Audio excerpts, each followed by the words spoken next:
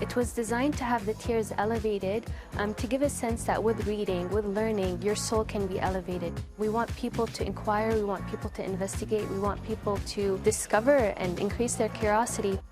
Compared with all the other Arab countries, we definitely have the best developed centre for heritage restoration and protection. There's the preservation of materials through conservation, but also the legal protection that's needed to prevent trafficking and to ensure stolen property can be returned.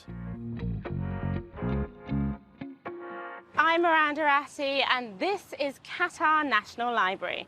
It's a vital part of the country's goal in diversifying away from oil and gas to become a knowledge-based economy. But as Adil Halim discovered, it's also a treasure trove of information, from the region's culture and history to cutting-edge digitization technology. The awe in their eyes as they step in, as their eye scans the whole building, is really pleasing to see. This is not your parents' public library. The Qatar National Library's purpose-built design is layered in symbolism.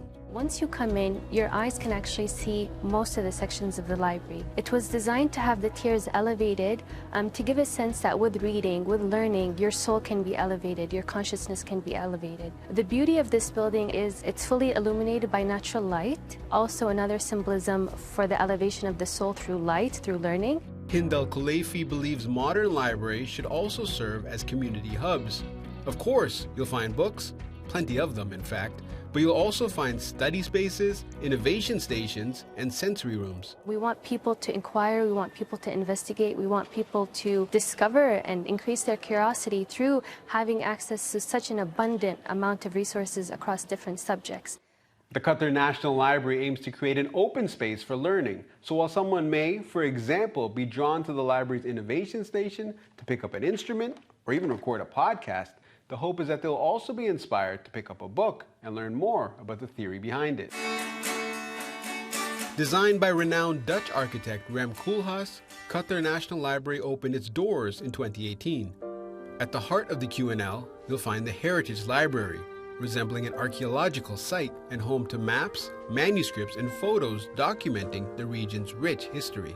The exhibition is focused not only about the Arab history, it's focused about the Islamic history in general, Islamic civilization. How, for example, the manuscript traveled from area to area until the people start to exchange their knowledge. That knowledge transfer is symbolic of the concept of the National Library. As Qatar moves from an oil-based to knowledge-based economy, QNL provides a platform to share knowledge both physically and digitally. It's very important to read about the region from the other perspective, the traveler's record, because they were the pioneers, I would say, since the 15th century, since the 16th century. They came to the region with different purposes. With their diaries, we can read the past of that time.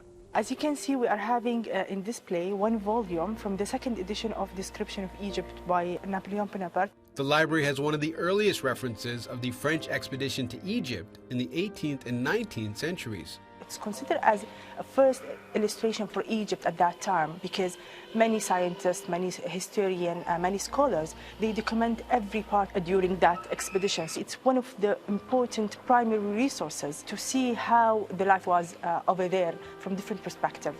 The Heritage Library is also home to the first printed map, dating back to the 15th century, that ever mentions modern-day Qatar, identified in Latin as Qatara with a C. The next step is to digitize those ancient materials to preserve them for generations to come. The library's digitization specialist can convert 2,000 to 2,500 pages per day.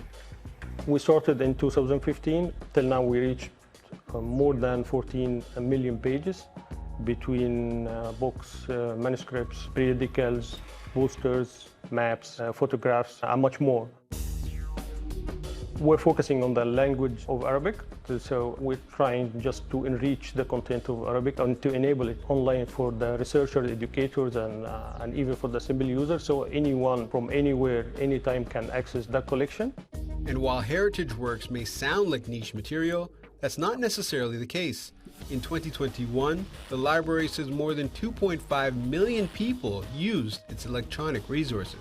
I think it clearly proves that the heritage material, when it's put online and it's freely accessible to everyone, as we do, it really has a lot of potential. It's something that's of interest of a lot of people, not only specifically from the country, but really from the region, from the whole world. We get online visitors from the whole world. And it doesn't stop there. Aside from digitizing our own collection, we're also working with different partnerships. For example, our partnership with the British Library to digitize materials about the Gulf in their archives for the world to see, made accessible to everyone. So that's a very important part of our role as being the guardian of the region and Qatar's documentary heritage.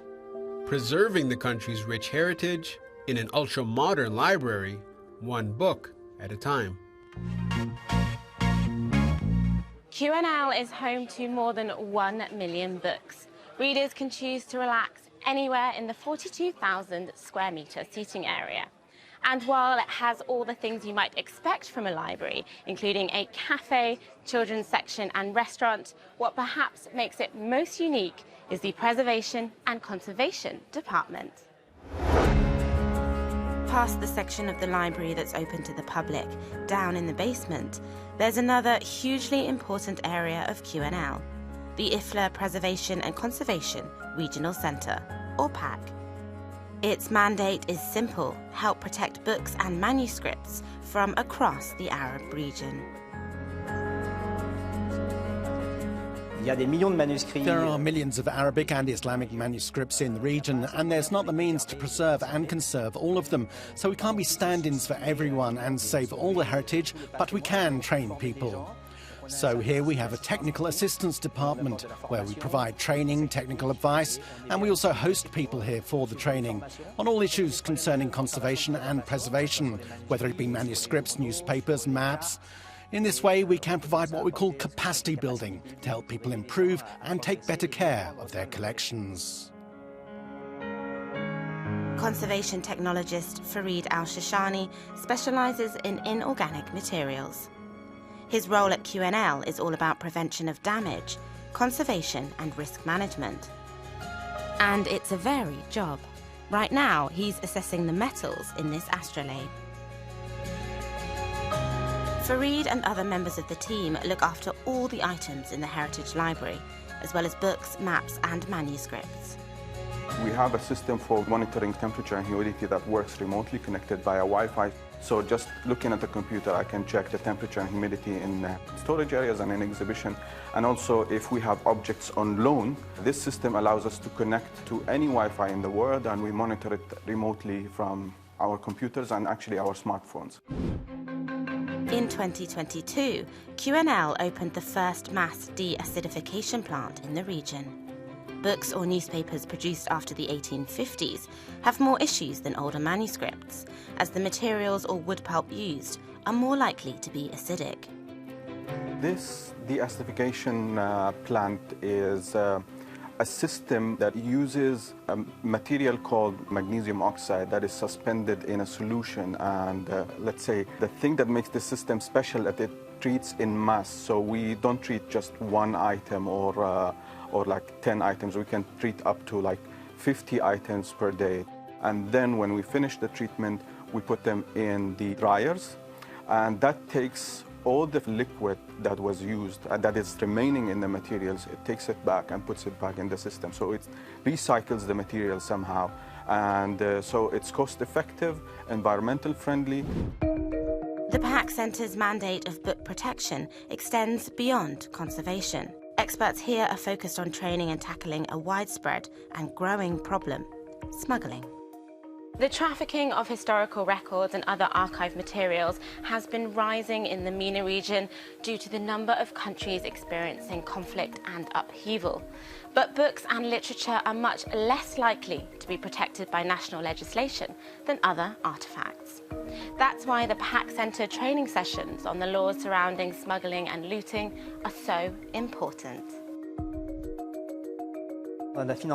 We financed the travel of Yemeni experts to come here and participate with us in training, to have them meet with international experts, the police, customs officers, who maybe can't get to Yemen very easily at the moment.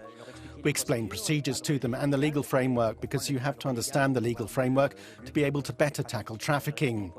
We explain the restitution process to them, and we've developed here with the Qatar Foundation's other IT departments a unit which automatically monitors social networks day and night to try to identify posts that may be linked to trafficking.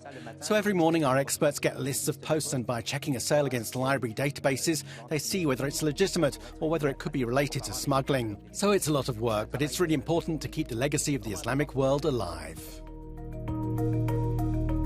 Criminals are coming up with increasingly ingenious ways of smuggling and using technology to help them do so. Manuscripts are quite small compared to archaeological artifacts. So in practical terms, they travel even more easily. They're easy to export and then sell on to the European markets. So over the past 3 years, we've developed, in cooperation with Interpol, with the International Customs Union and with other experts, a program to fight very specifically against the trafficking of Islamic manuscripts. So we have a team here that monitors sales at auction, but also sales on social networks, because there's an important change now where people are doing this kind of traffic more and more on the dark web and on social networks. It's less easy to control by the police. So we're monitoring all these activities. Whether it's the modern techniques used to safeguard the library's personal collection, or the training and workshops being run to prevent the smuggling of priceless manuscripts across the entire region, it's clear that preservation and conservation are two very important aims of the PAC Centre and the whole of QNL. There's more to this library than just great books. And that is it for another episode. But as always, if you have any questions, just reach out via our hashtag Qatar365. Thanks for watching. Do check out Euronews.com for more, and join us again next time on Qatar365.